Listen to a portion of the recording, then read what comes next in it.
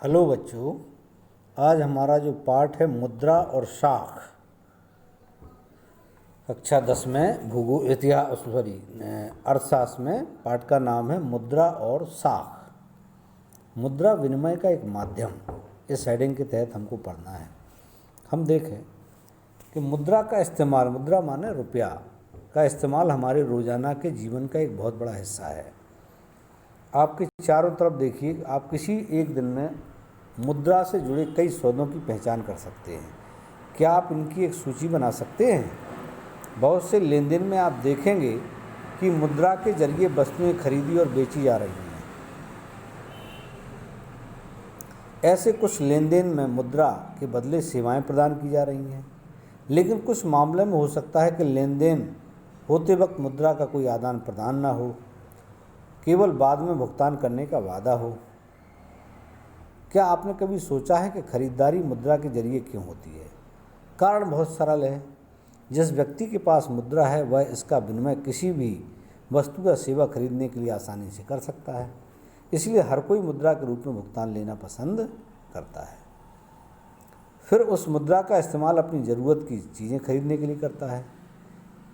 एक जूता निर्माता का उदाहरण देखते हैं। वह बाजार में जूता बेचकर गेहूं खरीदना चाहता है।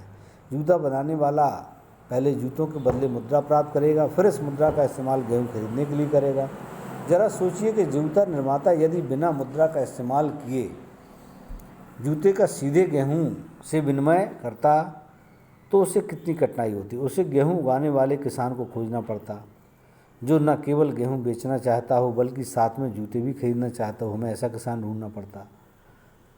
अर्थात दोनों पक्ष एक दूसरे से चीज़ें खरीदने और बेचने के लिए सहमत होते तो हमें मुद्रा की आवश्यकता न पड़ती।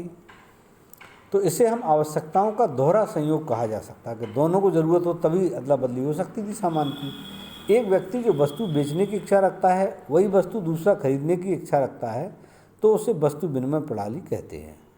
जहाँ मुद्रा का उपयोग किए बिना भी वस्तुओं का विनिमय होता है, वहाँ आवश्यकताओं का दोहरा संयोग होना अनिवार्य विशिष्टता है।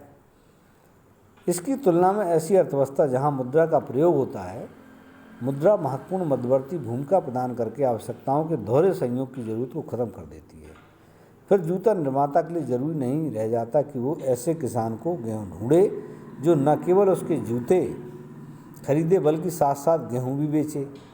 उसे केवल अपने जूते के लिए खरीदार ढूंढना है।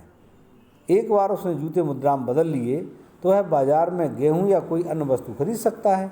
क्योंकि मुद्रा विनिमय प्रक्रिया के में मध्यस्थता का काम करती है, इसे विनिमय का माध्यम कहा जाता है।